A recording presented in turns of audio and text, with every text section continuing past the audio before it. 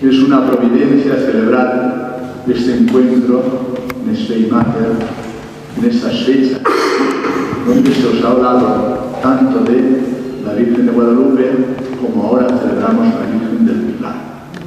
Son dos situaciones que nos expresan la presencia de María en las situaciones que parecen imposibles. Hoy el tema de la vida humana necesita de la oración. No es suficiente, os decía al final de la charla, la argumentación. Tenemos una sociedad en este sentido muy débil y solo puede, diríamos, hacer descongelar el corazón, derretir el corazón endurecido por la esclerosis. La dureza del corazón es eso. Cuando un corazón está endurecido, no escucha, ¿no? Pero lo puede ablandar la oración y la intercesión, a veces inesperada, de la Santísima Virgen María, que es la Madre de la vida. La primera situación que os han explicado cuando se os hablaba de la Virgen de Guadalupe era una situación muy desesperada por parte de los franciscanos que estaban evangelizando aquellas tierras y por parte de Zumárraga, el obispo. Era una situación, dicen, esto es imposible. Entrar en estas personas y anunciarles la fe, es imposible. También lo pensaban en algún momento los discípulos de Jesús cuando lo dan reconocido después de la confesión en Cesarea de Pedro: tú eres el Hijo de Dios, esto no te lo ha revelado ni la carne ni la sangre. Pero a pesar de esa confesión espontánea de Pedro, llevada por la gracia de Dios, ellos dicen: si este es el Hijo de Dios, ¿cómo es que esto no irrumpe de una manera fuerte? Porque no avanza más el reino de Dios, y más la idea que ellos tenían del reino de Dios, que todavía estaban con la idea de un reino que llevaría la soberanía de Israel sobre el resto de las naciones. ¿Por qué esto no va más a prisa? ¿O por qué hemos retrocedido tanto en el aprecio de la vida humana? A veces la situación nos puede parecer desesperada. Pero sabéis que en el Tepeyac no había flores. No había flores. Pero floreció el desierto. Y las llevó Juan Diego en su tilma.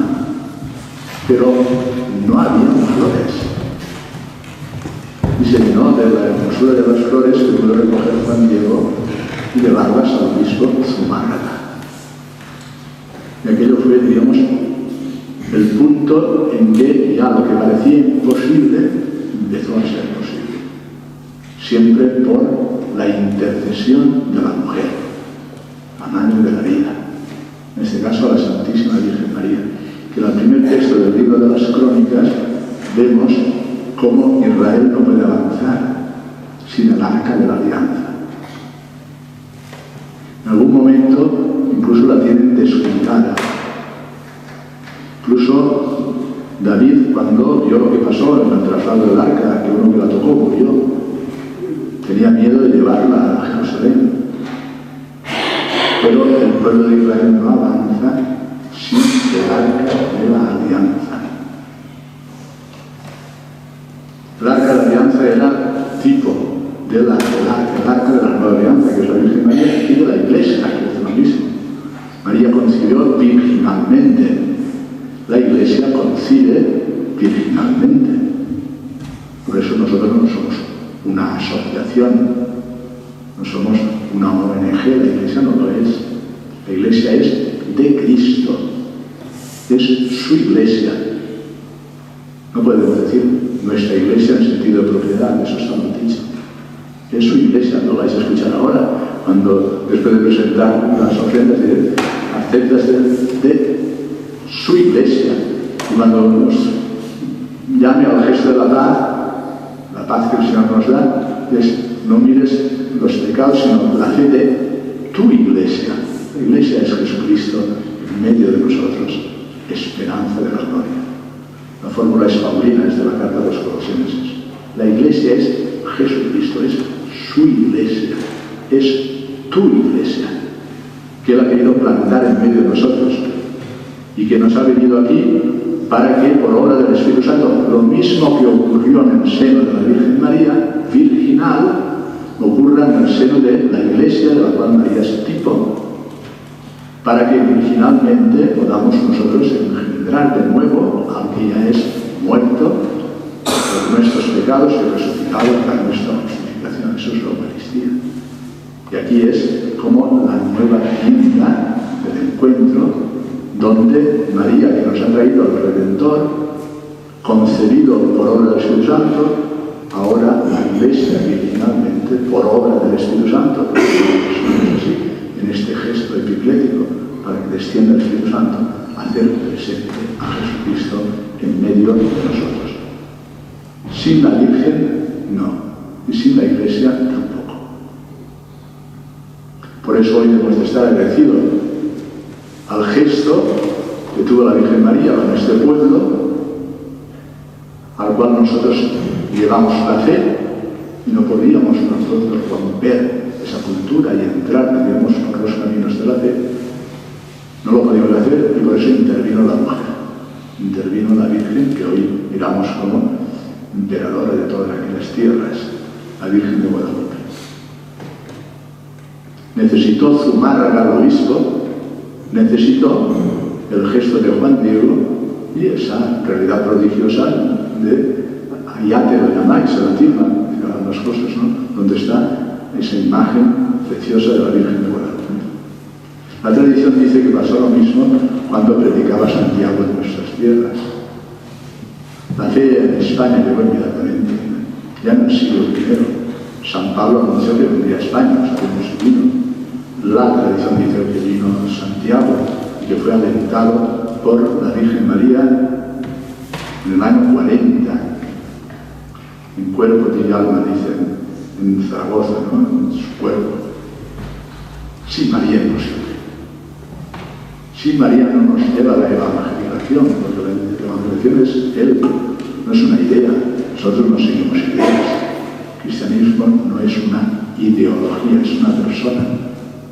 Nosotros anunciamos al Salvador, al Redentor, al que estuvo en el seno de la Virgen María y ahora en el seno de la Iglesia, lo engendramos para la salvación, decimos, de las gentes, de los pueblos, sean nuestros hermanos hispanoamericanos, o sea, esta tierra de María que es España. Y aquí la Virgen del Pilar pues, intercede para llevar adelante la evangelización, no entonces, sino ahora. La Virgen intercede ahora. Ahora es nuestro tiempo. Lo hacemos de manos de María, unidos a aquel que es nuestro Salvador.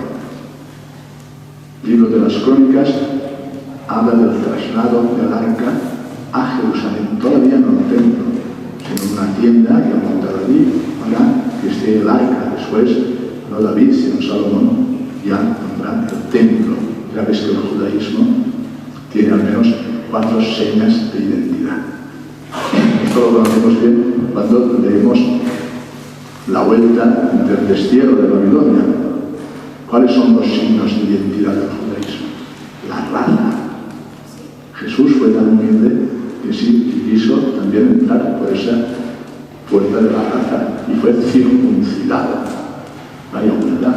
La humildad de Cristo en el bautismo de Juan el Bautista. Es una circuncisión tremenda de Hijo de Dios, ser circuncidado para ser hebreo.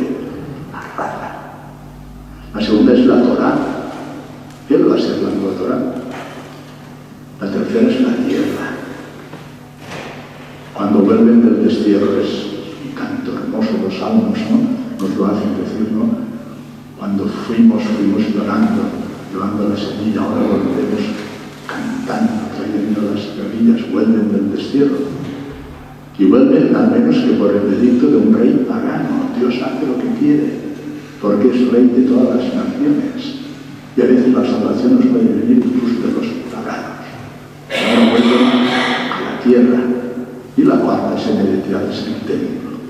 Bueno, pues nosotros podemos darle también la plenitud a estas 4 palabras. Nosotros somos no circuncidados, sino bautizados, incorporados a la persona de Cristo y a su cuerpo que es la Iglesia. Nosotros tenemos una tierra donde se puede vivir, que es la Iglesia. No se puede vivir fuera de la Iglesia. mirada simplemente como una institución externa que será una obra de los hombres, sino no se puede vivir sin Jesucristo, que se hace presente en la Iglesia, su Iglesia. Él está presente en medio de nosotros. Somos el pueblo elegido de Dios. Israel era una profecía para el resto de las naciones. Ahora se entra por la puerta del bautismo. Y luego nos llega la verdadera Torá, que es Él, por la presencia en nosotros del Espíritu Santo. El mismo que fecundó las entrañas de María, el mismo que por obra del Espíritu Santo se hace presente en la Eucaristía y que nos vigoriza a nosotros para poder vivir. Vivir es estar en Cristo. Yo lo he explicado de una manera pedagógica, de una manera muy sencilla. Como el sarmiento, la varita, que está unido a la cepa, para que de ahí venga, por la misma savia, el fruto. Pues eso mismo, nosotros somos como los sarmientos unidos a la varita, eso es la Eucaristía, ¿no? Y estamos en el templo de Dios, que Él ha querido hacerlo tan hermoso que tú eres templo del Espíritu Santo. Y eres como una piedra viva que unidas a otras, teniendo la piedra angular que es Cristo, edificamos un templo para la gloria de Dios. Y todo eso empezó con la primera evangelización de nuestra tierra, con la venida de Jesucristo y con la evangelización, que después ya, al menos en el siglo II, sabemos por los textos del obispo de Lyon, Saguin de Neon, en el siglo II, dice: nosotros decimos lo mismo en todas las partes, en Germania, en la Galia, en Hispania. ¿Cuál significa que ya esto estaba evangelizado? Después, cuando se fue desarrollando lo que después ya vino a ser con los discípulos, especialmente con la conversión de Recaredo, tercer concilio de Toledo. La monarquía visigótica es la monarquía católica. Antes eran arrianos. Se habían confundido en que Jesús era bellísimo, pero no era el Hijo de Dios. Desde entonces arrastramos esta fe que llevamos generosamente a nuestros pueblos hispanos, a los pueblos hermanos de nuestra propia fe hispanoamérica. Hoy la Virgen del Milagro no es algo accidental, sino es recordar que María es la estrella de la evangelización, la que guía el caminar del pueblo para que no nos perdamos y lleguemos al puerto de la salvación. Decía el Salmo que la tenemos coronada y exaltada sobre la columna, pero nos ponía el Salmo: el Señor es mi luz y mi salvación. ¿A quién temeré? Queridos que experimentan, ¿a quién vamos a temer? Lo describe gráficamente, dice: si un ejército acampa contra mí, me siento tranquilo. Un ejército es un ejército, y si viene contra mí es como para tener temor. Dice: no, me siento tranquilo. Y si me declaran la guerra, igual, no temo y me siento tranquilo aunque me declaren la guerra. Es el combate de nuestra fe personalmente, de nuestras propias familias y de la Iglesia, por tanto de esta parte de la Iglesia que es estigmática. Nosotros, con la luz del Salvador, con la estrella de la evangelización que es la Virgen María, caminamos anunciando la sacralidad de la vida humana y el gran tono de la vida humana. Habéis visto en la lectura, están esperando la venida del Espíritu Santo y María está con ellos. María ha sido la última palabra del testamento de Jesús en la cruz. Ahí tienes a tu hijo, ahí tienes a tu madre, y ahora esa iglesia naciente que está representada por dos, Juan el Evangelista y María, esa es la iglesia. Ella era antes el resto de Israel, pero ahora desde ese momento la cruz es la iglesia, el nuevo pueblo de Dios.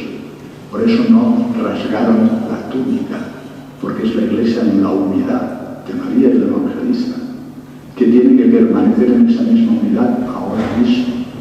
Pero María, del mismo modo que nace la iglesia con ella, en los sacramentos, acompaña, como acompañó a los discípulos esperando la venida del Pentecostés, la venida del Espíritu Santo. Acabo porque tenemos de ser correctos con los que han preparado la cena. Bendita eres entre todas las mujeres. Bendito cuando recéis el rosario. Ahí te das cuenta de que todo ello es bíblico. Rezamos el Padre Nuestro, que es la oración del Señor. El Ave María es la anunciación del ángel. Salve, alégrate, Dios te salve, decimos en español, alégrate.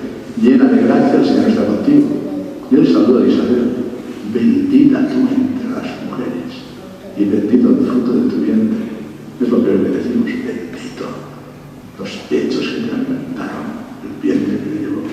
Jesús nos responde, pues bueno, aprended de María, dichosos los que escuchan la palabra de Dios y la ponen en práctica.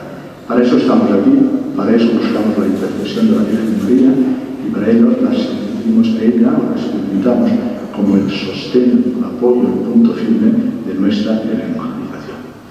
Concluyo diciendo que por la intercesión de la Santísima Virgen, Nuestra Señora del Pilar, por la intercesión de la Virgen de Guadalupe, España y los pueblos hermanos de Hispanoamérica se mantengan siempre en la fe.